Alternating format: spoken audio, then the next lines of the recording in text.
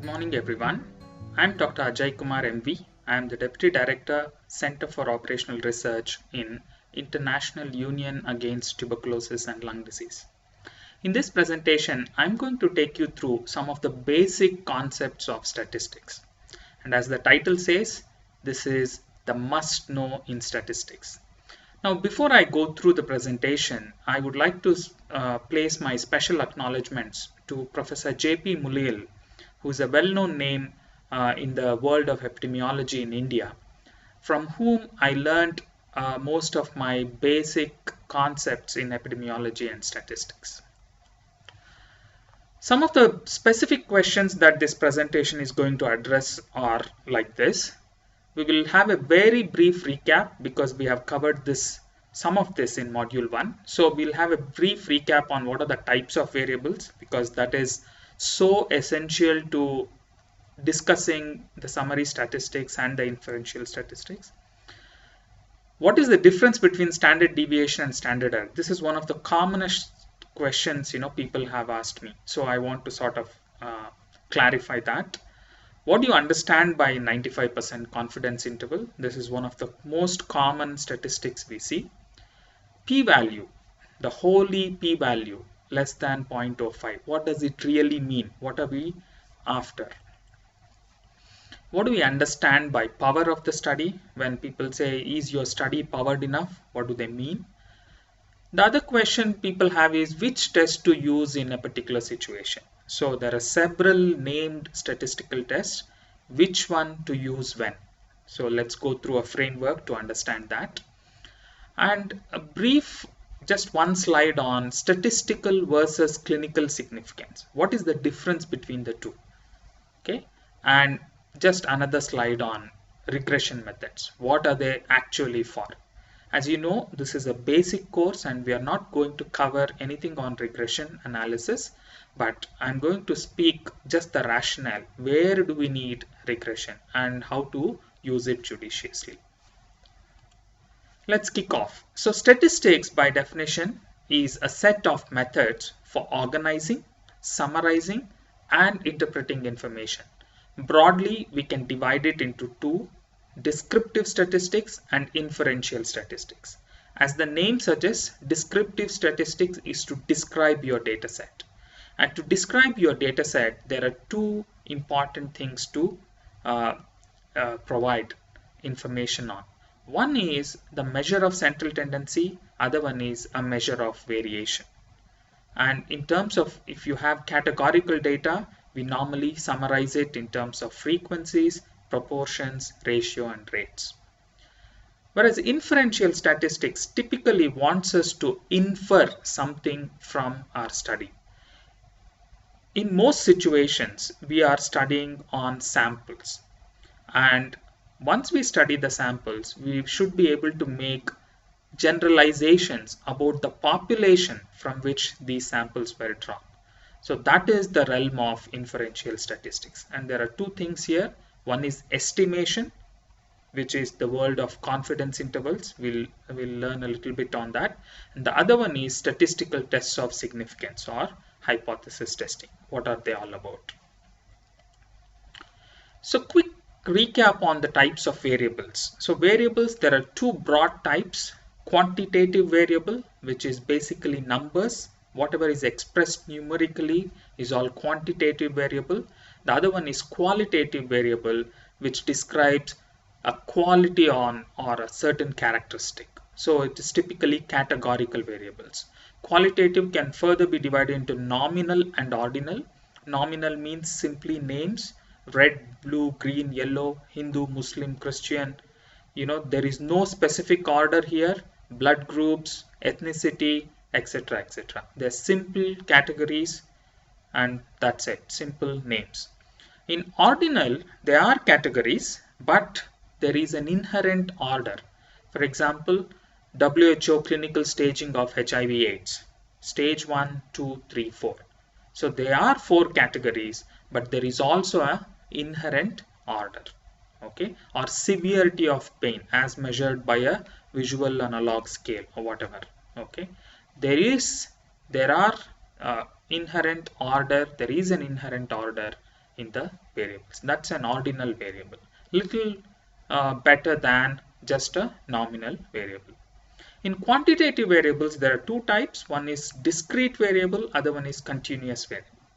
Continuous variable by definition provides a continuous spectrum. So it can be divided into infinite number of parts and each part makes sense.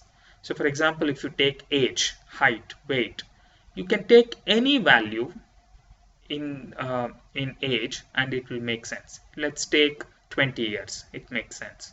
Let's say between 20 and 25, cut it in 22.5, still makes sense. Cut it further, 22.15, it still makes sense. So you can cut it into infinite parts and each part makes sense, each value makes sense. That is the definition of a continuous variable.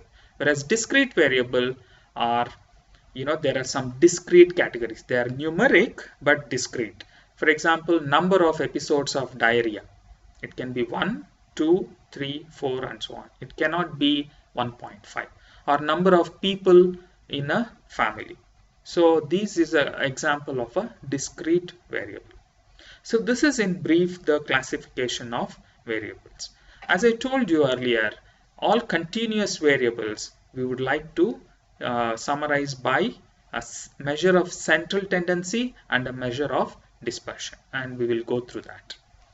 So in quantitative variables we have a measure of central tendency, which is nothing but mean, median and other measures. I'll explain it in a little while. And measures of variability or dispersion. The two commonest ones that we use is standard deviation and interquartile range. Similarly, categorical variables are summarized by frequencies, proportions, rates and ratios. Let's look at measures of central tendency. What do you mean by a measure of central tendency? Now here we are asking the question, we have collected a lot of data, but can you give me one summary value around which all the values congregate? Okay, so what is that one central value? So that is a measure of central tendency. And there are different kinds of measures. Arithmetic mean is one of the most common measure used. We have other kinds of means, mathematical averages like geometric mean, harmonic mean. And then there are some positional averages like median or mode or percentiles, etc. The crucial question is to understand what do these mean and when to use what. Okay, so let's go on. First is mean. Mean is a simple arithmetic average of a set of observations. So let's say you have a set of ages 10, 20, 30, 40. You sum up all of these and divide by the number of observations. So in this case, the mean age is 25 years. What's a median? Median is the central value in the distribution. Okay, it's the middle value. So if we list the observations, whatever we have, in an order from lowest to highest or otherwise, then median is nothing but the middlemost observation, the value which divides the whole observation into two equal halves. So for example, here 6 becomes the median.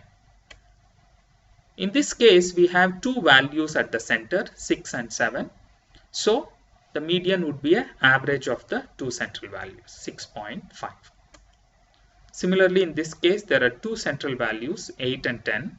So you take an average, and that is 9 is the median here. Is this clear? What's a median? It's a measure of location, in fact. So which one to use, mean or median? This is one of the common questions. So it depends really on whether our data is distributed symmetrically or asymmetrically.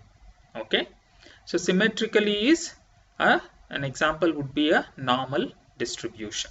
Okay, asymmetrical is a skewed distribution, like the examples shown here. So let's go through some examples. So for example, this is a symmetrical distribution, 1 to 11. And if you look at in a symmetrical distribution, the mean is 6, the median is also 6. So in a symmetrical distribution, mean will be equal to median. Okay, and so you can use both, but we will prefer mean whenever possible. Mean or median are reliable measures of central tendency or average if it is symmetrical. That is what we said. Let's take an asymmetrical or a skewed distribution, something like this. You see 1, 2, 3, 4, 5, 6 till 10 is fine. Then we have a 30 and there is a 100. So this extreme value is skewing the distribution. Now look at the difference in mean and median. In here mean is 15.4 whereas median is 6.5. So do you see the point? Whenever you have extreme values in an observation, okay, outliers, then mean gets influenced by that. So in that situation, mean probably is not the best measure. There you want to use a median because a median is not greatly influenced by extreme or outlying observations. Is this clear? So if you have a skewed distribution, then probably median is a better summary measure than a median. So to summarize, as I told, mean is the most preferred measure. It uses every score in the distribution and therefore is usually a very good representative value. So wherever possible, we must prefer a mean. But median is a good alternative to mean in case of some situations. One, we have already looked at it, extreme scores or skewed distributions. Typically happens in income distribution, okay, with a few people earning astronomical incomes, okay. The other situations where median is a good alternative is probably open-ended distributions, undetermined values, as well as ordinal data when you have these scales of measurement. Okay, what do you mean by undetermined values? Let's say we have 6 people and we've given them a puzzle to solve, and I want to find out what's the average time taken to solve the puzzle. Now if you see, there's one guy who never finished the puzzle, who couldn't solve it. So in this case, we will not be able to calculate a mean. So here median would be the only measure probably. And then there is another situation, it's called open-ended distributions. For example, here number of children in a family, let's say you collected data like this, and then you have one category called 5 or more. Now we don't know exactly how many are there in this. It could be 6, 7, 10, we have no clue. So in this case as well, we can't calculate mean. So here we again go for a median. Is this clear? Now the other two summary measures, let me go back.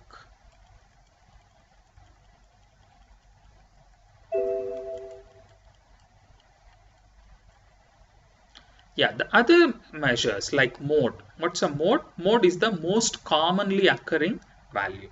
Okay, that is a mode. And then the other measures, geometric mean and harmonic mean. These are special kinds of averages which are used in specific situations. Whenever values vary exponentially, then you go for a geometric mean. For example, if you want to find out mean serologic titers, do you know how serologic titers are there? It goes from 1/2 to 1/4 to 1/8 to 1/16. So it varies exponentially. So in such situations, if you want to calculate mean, then probably geometric mean is a good measure. Similarly, harmonic mean, I believe, harmonic mean is nothing but a mean of, you take a reciprocal of all the values and take a mean, and then take a reciprocal of the final value. So that is a harmonic mean, and I believe this is best used whenever you are studying clustering of certain phenomena. For example, if you want to find out what is the average distance of a observation from a central value. So if you are looking at that kind of variable, then probably harmonic mean I learn is very suitable. Okay. Is that clear? So this is in brief what are the measures of central tendency we have. So the most common ones that we use is arithmetic mean and median. So you have to know very clearly about these two. Let's move on. Let me quickly go. But Is a measure of central tendency enough? Now let's look at these two populations, A and B, and look at the scores. A consists of 5 people, 10, 10, 10, 10, 10, and B consists of 5, 15, 5, 15, 10. Now if you look at the mean, in both cases it is 10. But the distributions are very different, isn't it? In the first case, there is no variability whatsoever. Everyone gets the same score. Whereas in the second distribution, there is a lot of variability. So which means that I'm making a point here that an average is not enough to describe a distribution. You also need a measure of variation in addition to the measure of central tendency. So what are the measures of variability, common measures? One is range, which is nothing but difference between the minimum and the maximum value. It is also, some people present it as a interval. They just give the lowest and the maximum values instead of calculating a difference. Both are fine. What's average deviation? This is average deviation from the mean. That means you take the difference or the deviation of each observation from the mean, ignore the sign and calculate a arithmetic average. So that is a average deviation. Standard deviation is nothing but a root mean square deviation. You look at the deviation first of each observation, square it, and then take an average and then take a square root of that. So this is a special kind of variability. And whenever we use mean, standard deviation goes along with it. Okay, and this mean and standard deviation is a great combination because it helps us predict. So one of the properties of a normal distribution, when mean is a suitable measure and we get standard deviation, we can predict, for example, we can say that 95% of all observations lie between two standard deviations around the mean.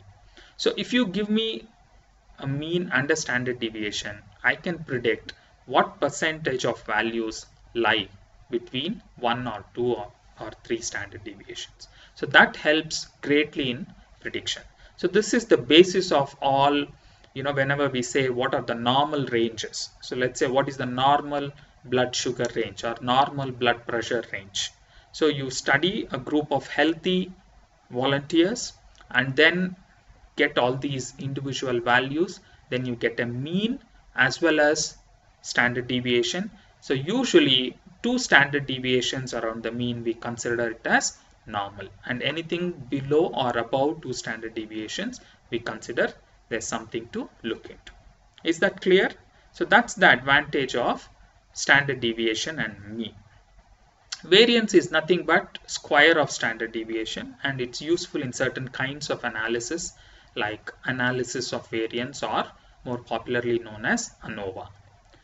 Next important measure of variability we should know is interquartile range, and whenever we use median as our measure of central tendency, this is a suitable measure of dispersion.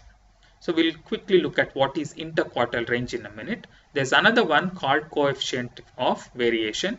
Not very popular, but I find it very useful and practical, and I'll come to that in a little while.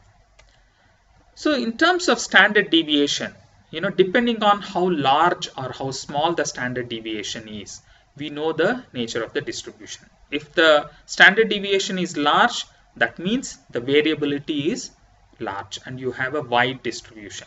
If there is a small standard deviation, it means that the data are bunched up closely on either side of the mean, so the distribution is narrow and variability is less. Is this clear? Okay. And as I told you, mean and standard deviation, when we use it together, it helps greatly in predicting. So 68% of all values lie between 1 standard deviation above and below the mean. Similarly, 2 standard deviations on either side of the mean captures 95% of the values, and 3 standard deviations captures almost more than 99% of the values. Is it okay? Yeah. So let's look at this particular example. The mean height is 140 centimeters and the standard deviation is 20. while that of weight is 50 kgs, the mean weight, and the standard deviation is 10 kgs. Which do you think is more variable? Can we say 20 is more than 10, so height is more variable than weight, because we said standard deviation is an indicator of variability? Not quite. What we have to look at here is the standard deviation in relation to its mean, and that is a indicator called coefficient of variation. Coefficient of variation.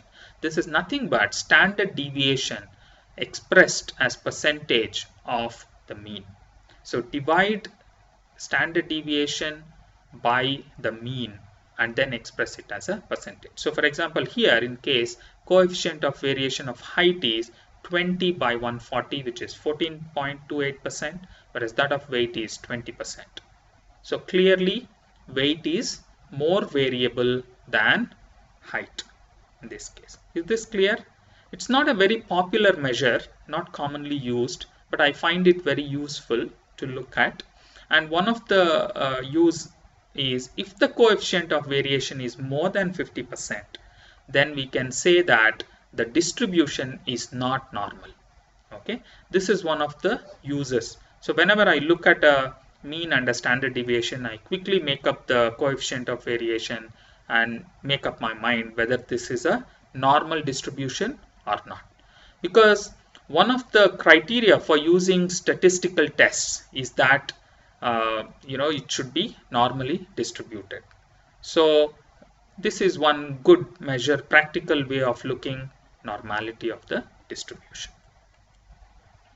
The other important measure, this is a measure of location, percentiles. What are percentiles? Percentiles are ones which divide a set of observations into equal parts. So by definition, if I say 20th percentile, it means that this particular value below which lies 20% of all the observations in your data set. Is this clear? A percentile divides the whole observation or the distribution into 100 equal parts. Similarly, you have special percentiles like 25th percentile. It means that this particular value below which there are 25% of the observations. 50th percentile is nothing but median. It means that 50% of the observations lie below that value. Similarly, 75th percentile. So these 25th percentile and 75th percentile, they are also known as first and third quartiles, and the median or the 50th percentile is also known as second quartile. Do you get this? A quartile divides the entire distribution into 4 equal parts, and interquartile range is from Q1 to Q3. Is this clear, everyone? So whenever we use median as our measure of central tendency, we tend to use interquartile range as our measure of dispersion. So for example, here you have a distribution 0, 25, 50, 75 and 100. 50 is the median, 25 is Q1, 75 is Q3. So this is what is interquartile range. Okay, it's one of the robust measures because again it is not influenced just like median by extreme observations. It's another example which tells the same thing. Okay, finally, when you have categorical variables, we summarize in terms of frequencies, proportions, rates and ratios. Often we get confused with these fractions. So this is a great way of clarifying that. So in a fraction there are two things. One is the numerator, other one is the denominator. The question we ask is numerator included in the denominator? If not, then it's a ratio. For example, sex ratio. Number of males divided by number of females or otherwise. Okay. If the numerator is part of the denominator, okay, then the question is time included in the denominator? If time is included, then it becomes a rate. If not, then it becomes a proportion. This is the simplest way of differentiating between rates ratios and proportions. Of course, you have to learn a lot more to understand the finer details. Is that okay? So this completes our discussion around summary statistics. Let's move on to inferential statistics. As I told you, the story is that we are always studying samples. Okay. For example, here this is our population. I'm going to draw a sample, a representative sample, and then study the sample, and whatever conclusions I get from the sample, I want to generalize it to the population. I want to estimate what is this in the population. So for example, my study, let's say I want to find out what is the mean hemoglobin of people in this particular population. Now I'm going to draw a representative sample and draw blood samples of each one of them, find out the hemoglobin and calculate a mean hemoglobin of the sample. Now I want to find out or estimate what is the mean hemoglobin in the population. That is the idea of, or the realm of, inferential statistics. Is the situation clear? The premise clear? Okay, let's go on. Now I want you to take a thought experiment here. Okay. First of all, I want you to think about all possible samples of a given size from a population. Okay, let's assume we have a population of 4 people. Okay, this is my entire universe. The 4 people are A, B, C and D. Okay, and now I want to draw a sample of size 2 from this population. Think that. Let's say I can't study everyone in the population. I have to draw a sample. So I can study only 2 people. So I have to draw a sample of size 2. Now what are the possible samples that I can draw? It could be AB, AC, AD, BC, BD, or it's not BD again, it's CD. Okay, so these are the 6 possible samples I can draw. Is this clear, everyone? All of you get a notion of the possible number of samples that can be drawn from a population. Let us say we have a population of 100,000 and I want to draw a sample of 100. Okay. Similarly, I can draw possible samples and it will run into the number of possible samples will run, if you calculate using the formula NCR, it goes into millions of samples. Is this clear? The notion of all possible samples? And every time you draw a sample and calculate a sample mean, that will be slightly different from the other sample mean. Is that clear? Because every time you draw a sample, by chance, because you are drawing a random sample, you get different people, and then the mean would be slightly different from the first one. So this is what I'm trying to show in this figure. You can draw several samples and each time you get a mean. Assume you are a superhuman being or a god, almighty, and you are able to draw every possible sample and study it and calculate mean. So each sample will give you a sample mean. Okay, so that is what I'm showing here. Each possible sample, each of which will give you a sample mean. And let's say you draw a frequency distribution of all those possible sample means. Now what you get then is called a sampling distribution. Is this clear? The story about the sampling distribution. So you have a population and you want to draw a sample size of size X, let's say. You can draw all possible samples. You have studied each sample and from each sample you got a sample mean. Now here I'm trying to do a frequency distribution of all such possible sample means. And you know what we get? What we get is a mathematically predictable phenomenon, and this is the magic. If you do such a thing, what you get is a clean normal distribution. Okay, and the characteristics of normal distribution is, this particular normal distribution is, the mean of this normal distribution is nothing but the population mean, and the standard deviation of this sampling distribution is called as, it's given a special name that's called as standard error. Is this clear? The concept of a sampling distribution and standard error, everyone? Okay. Now let's look at this. So this is the central limit theorem, that a sampling distribution is a normal distribution with its mean nothing but the population mean, and the standard deviation nothing but the standard error. And once we have a normal distribution, we are in control because now we can predict. So if we know a sample mean, if we know the standard error, then what it clearly tells us is, if we take two standard errors on either side of this population mean, 95% of all sample means will be captured within that. Is this clear? This is the usual characteristic of a normal distribution. But we don't know where our sample is. It could be anywhere in this distribution. It could be here, it could be here, or here.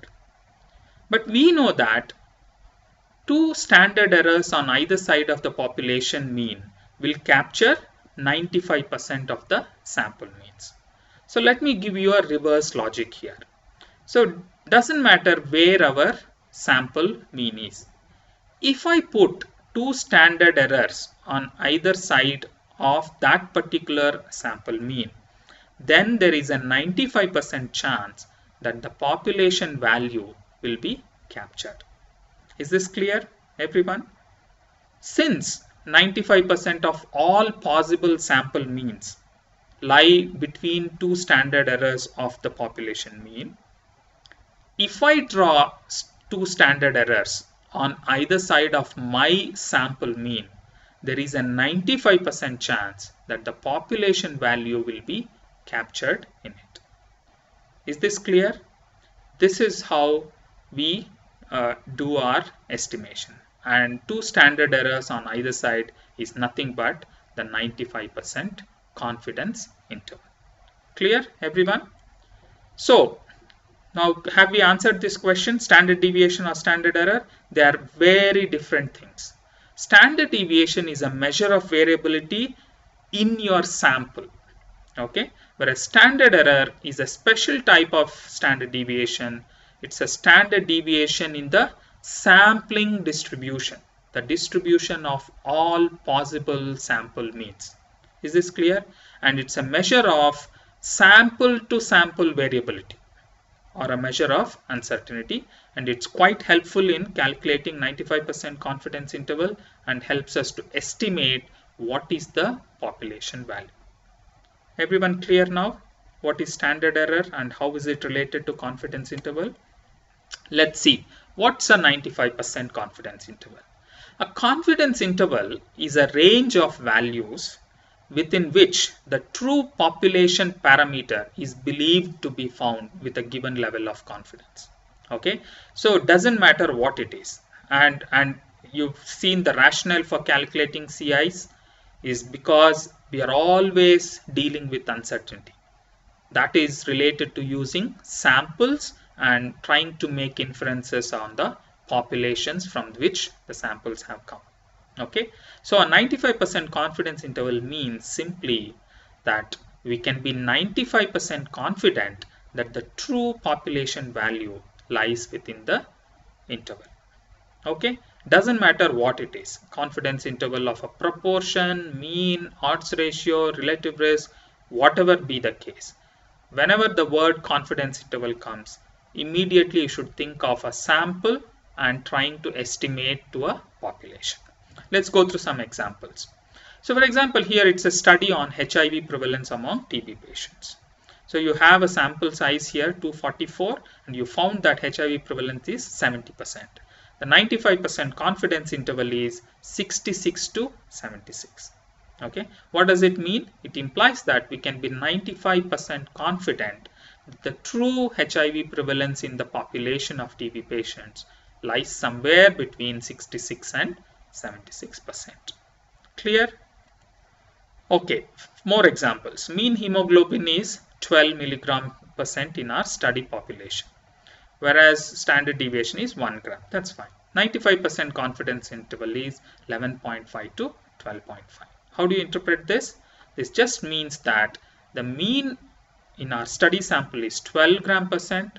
What's the population mean? Well, I can't say with certainty, but it lies somewhere between 11.5 to 12.5. There's a 95% chance that it lies somewhere in this particular interval. Is it possible that it lies outside and we are just being plain unlucky here? Perfectly possible. There is a 5% chance that the population value lies outside this interval and we have not captured it. Okay? Okay, let's go through. Immunization coverage of a study sample in Pondicherry is 70%. 95% confidence interval is 60 to 80%. What does it mean? It means that in our sample, the immunization coverage is 70%, but the immunization coverage in the population, we are 95% sure it lies somewhere between 60 to 80%. Same thing. Now 68 to 72%. And how it is different from earlier example, which was 60 to 80%. In this case, we are more precise in our prediction. Okay, we are 95% confident that it lies somewhere between 68 and 72. So we are more precise in our estimate. Okay, narrower the confidence interval, greater the precision. But for greater precision, you have to pay. How do you have to pay? You have to pay the price of increased sample size. Okay, please remember this. As you increase the sample size, the standard error will decrease. So the confidence interval becomes narrower and narrower. And the moment you reach the whole population, then there is no sampling error, no standard error. What you get is the truth. There is no confidence interval. Is this clear? So whenever you have studied an entire population, whatever you get from there is the truth. Okay, there is nothing like confidence interval. Only when you are dealing with samples will confidence intervals come into picture. Okay, it's another quirky example here. A medical representative told the doctor that the new drug has a cure rate of 50% and the confidence interval is 5 to 95%. Hence, the drug can be as effective as achieving 95% cure rate. What's your comment here?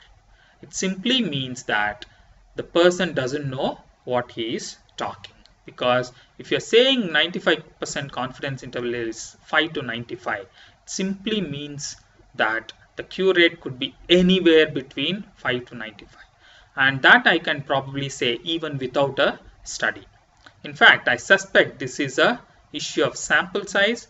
Maybe you had only about 5 or 6 patients in this trial and then 3 out of 6 got cured, and that's how we are making all sorts of conclusions here.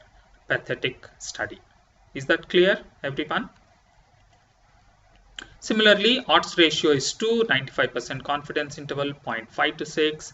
Same thing. The population odds ratio is, they were 95% sure that the population level odds ratio lies somewhere between 0.5 to 6. Okay, let's move on. So is that clear, the concept of confidence interval? Because this comes all the time and you have to be clear and sure as to what you mean by confidence intervals. Now let's move on and take the next step, which is about tests of significance. As I already told you, whenever we are drawing samples, then there is an error as a result. So that is called as the sampling error, or the standard error is a measure of this sampling error. There are some non-sampling errors, okay, which we are not going to discuss in this presentation, which is a systematic error happening either in design or in conduct or in analysis, or it's also known as a bias. Okay, sampling errors, we can deal with it, and it reduces as the sample size increases, whereas non-sampling errors cannot be addressed by increasing the sample size. We have to think through them, address it at design, at conduct, at analysis in very different ways. Okay, that's not the topic of our presentation. But we are always dealing with samples and generalizing to population, hence sampling errors can occur. There are two kinds of sampling errors. One is the alpha error and beta error. Let's look at what these mean. Let's think about this a little philosophically. Okay, in research we are always looking for associations. Is A associated with B? Okay, and so on.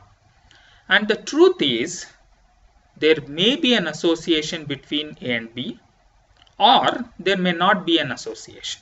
And who knows the truth? We don't know. Okay, God Almighty, or I don't know who knows it.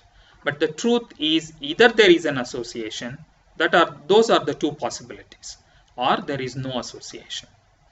But we are doing our little study, and we also conclude based on our study whether there is an association or there is no association. Is the premise clear, everyone? If let's say you say there is an association, and in truth also there is an association, great, you hit the nail. Or if you say there is no association and truth also no association, that is also fine. Okay, you are right in both instances. But think about a situation when you say there is an association, but in reality there is no association. Such a type of error is called as type 1 error, or also called as alpha error. Do you get this? This is a false positive kind of error. You say there is an association when actually there is none. This is also called as p-value. P-value is nothing but the probability that you say there is an association when in reality there is none. Is that clear?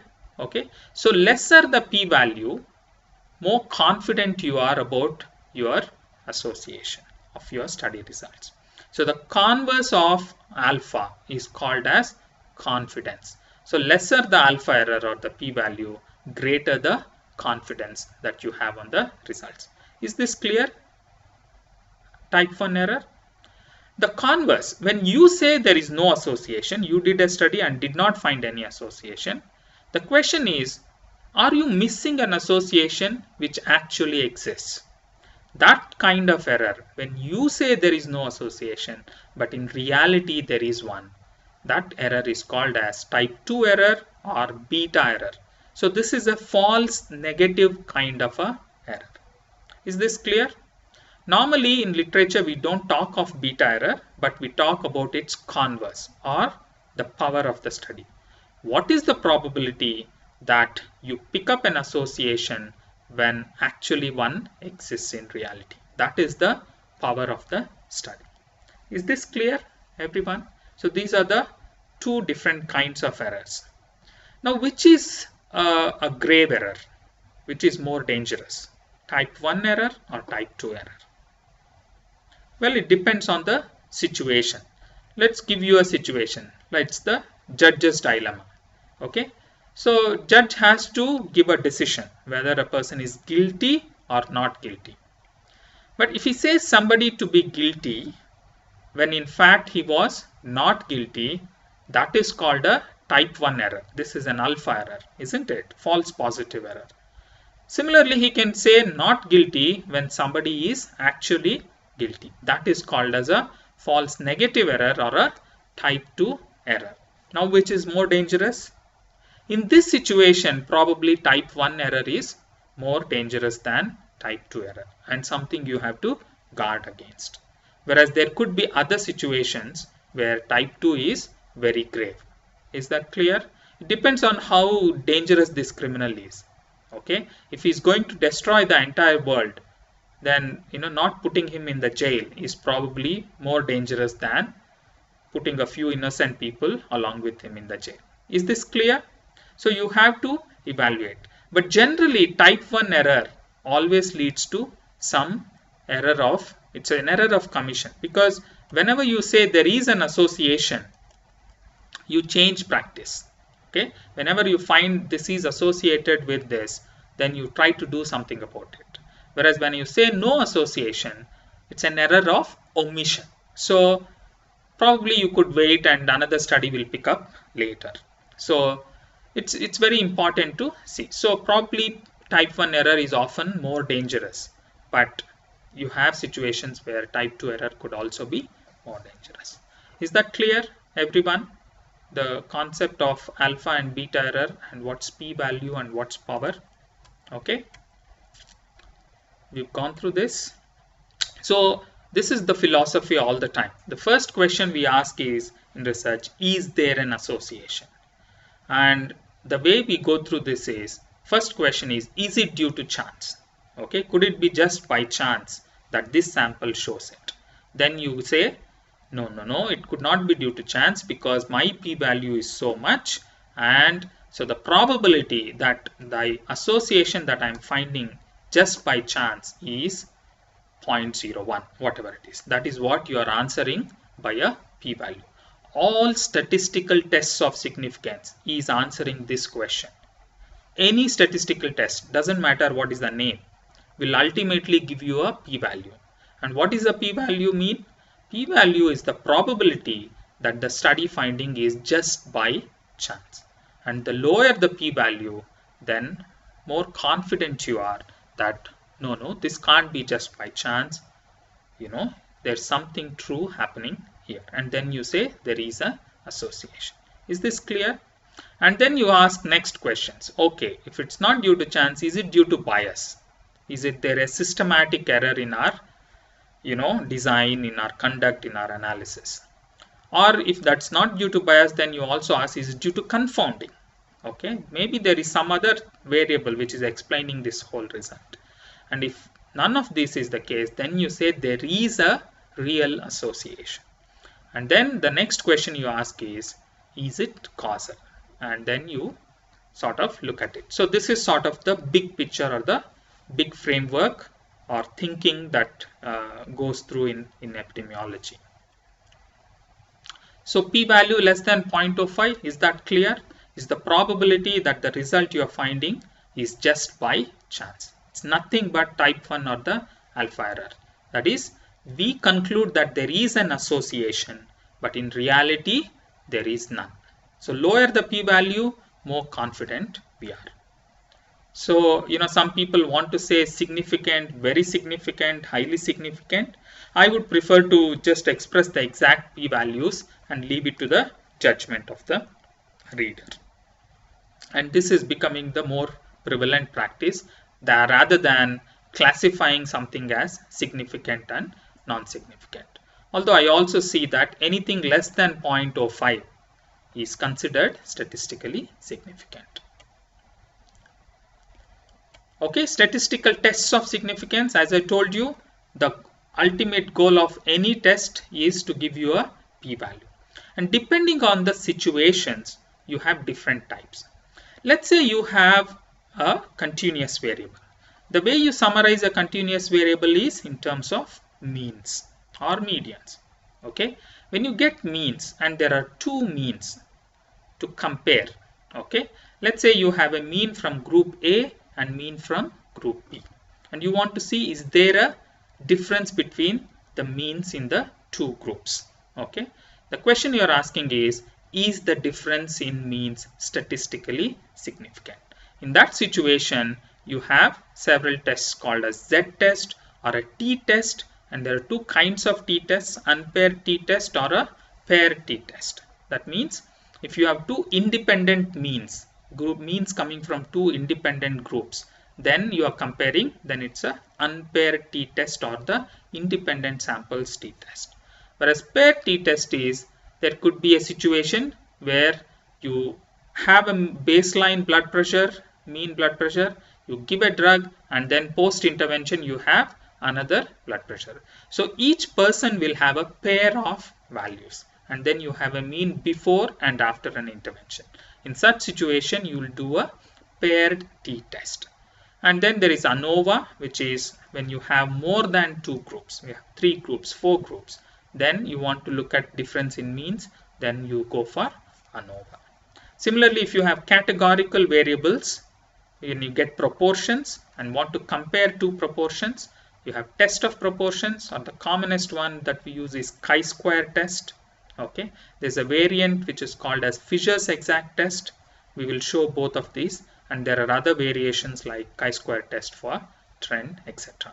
If you have both exposure and outcome, both are continuous variables, then you can calculate correlation coefficient.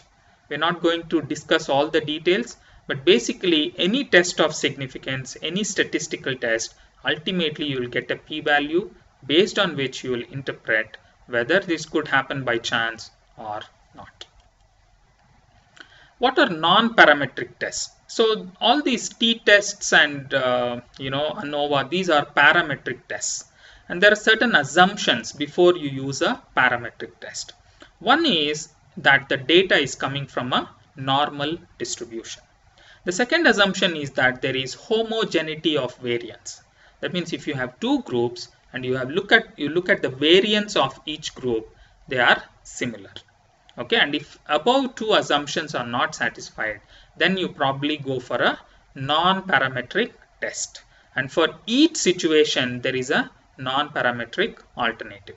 For example, for unpaired t-test situation, you have something called Mann-Whitney test. For a paired t-test situation, you have Wilcoxon signed rank test. For ANOVA, you have a Kruskal-Wallis test. So for each situation, don't worry too much about these jargons and names, but it's important to understand the concept that statistical tests of significance will ultimately tell you whether this association that you are seeing is just by chance or there is something real to it. Is that clear? Okay. So to summarize, whenever you do a study, you may end up with two conclusions. Either you say there is an association or there is no association. If you say there is an association, people will ask, what is the chance that you are saying there is an association, but in actual reality there is none? So that is what is given by p-value. That's what they ask. What's your p-value? Whenever you say there is no association, again they will ask a question. Could you be committing an error? Maybe there is an association which you are missing. What's that likelihood? So in essence, they are asking what's your beta error, or more formally they will ask what's the power of your study. Is your study powered enough to find an association which exists in reality? So the conventional values of p-value, anything goes less than 0.05, we consider yes, there is something real happening here. Similarly, if the power is more than 80%, then we consider and rely on the negative results. Is that okay, everyone? And quite often we see that confidence interval provides more information than the p-value, and more people are asking for confidence intervals rather than just providing p-value. So for example, if you are looking at an association and just provide a p-value, it tells you whether there is an association or there is no association. Whereas if you provide a measure of association like a relative risk or an odds ratio and provide its 95% confidence interval, it provides a lot more information. It provides the strength of association, the magnitude of the effect. It provides the direction, whether it's more than one, less than one. So is it a risk factor, protective factor?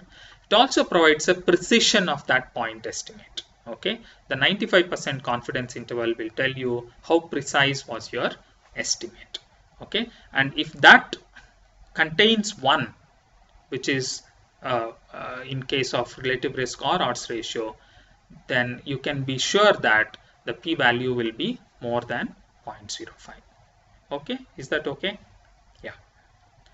Just a couple of more slides in this presentation. One is to distinguish the concept of clinical significance versus statistical significance. Statistical significance is a function of sample size. Okay, so whenever you find a p-value less than 0.05, it simply means that you have had enough sample size to make that association or to make that interpretation. Is it clinically significant or not is a separate discussion altogether, and that is a matter of judgment.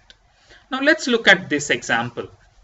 Here there are two groups, and each group got a different dietary intervention, and we are looking at mean reduction in serum cholesterol. Is that clear? So for example, the mean cholesterol in group 1 is X bar, X1 bar, and mean cholesterol in group 2 is X2 bar. And I'm looking at a difference in mean cholesterol here. Is that clear? Okay. So let's take the first case scenario, case 1.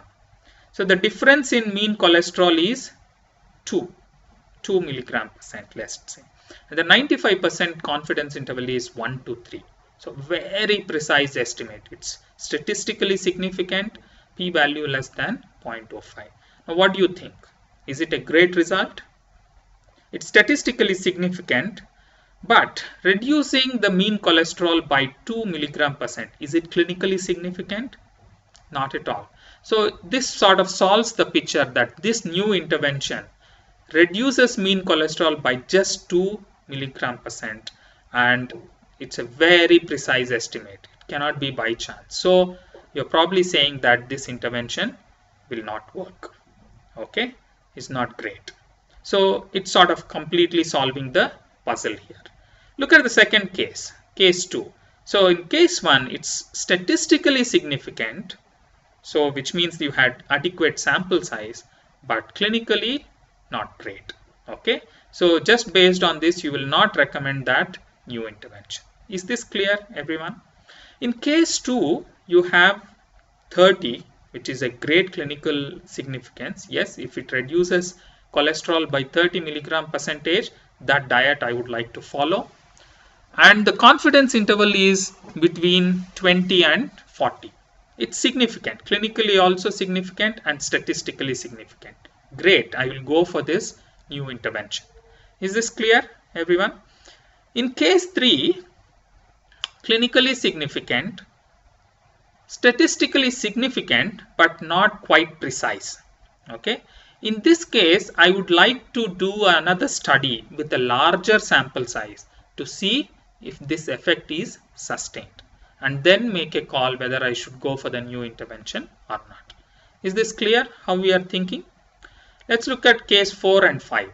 Again, just 1 mg/% and 2 mg/% doesn't excite me at all. So I will not even look at the p-values. Even if it was to be statistically significant, like in case 1, this doesn't excite me at all. So I would probably drop any further studies on this. Look at the case 6, very interesting. So you got 30, which is clinically significant, but statistically not significant, because you can see here -2 to 62. So the confidence interval crosses to 0, which is a null value. Okay. But here, even though it is not statistically significant, I'm interested in this intervention because the point estimate looks really great. And maybe because of the low sample size, you are not finding statistical significance. I would like to repeat this study with a larger sample size before making up my mind.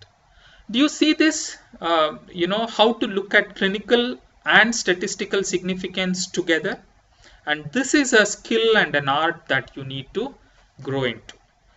In brief, statistical significance is a function of sample size. So a very big sample size can produce a very small p, even though the magnitude of effect is clinically not relevant at all. Conversely, a small n can produce a non-significant effect statistically, even though you may be finding clinically significant differences.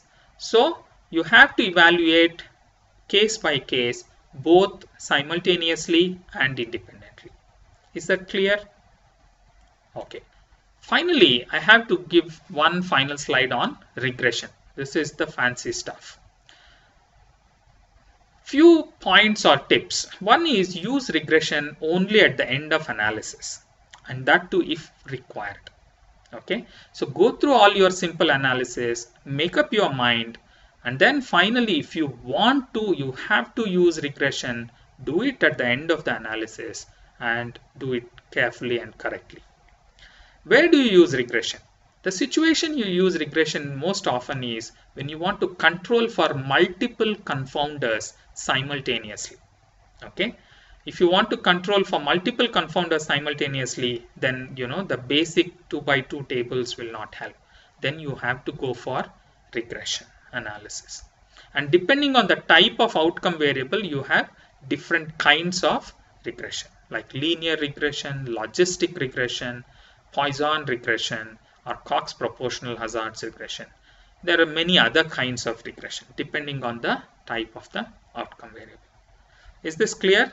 So in summary, we have discussed in this presentation basic must-know concepts in statistics, of summary statistics, of inferential statistics, confidence intervals, p-values, and statistical tests of significance. Thank you very much.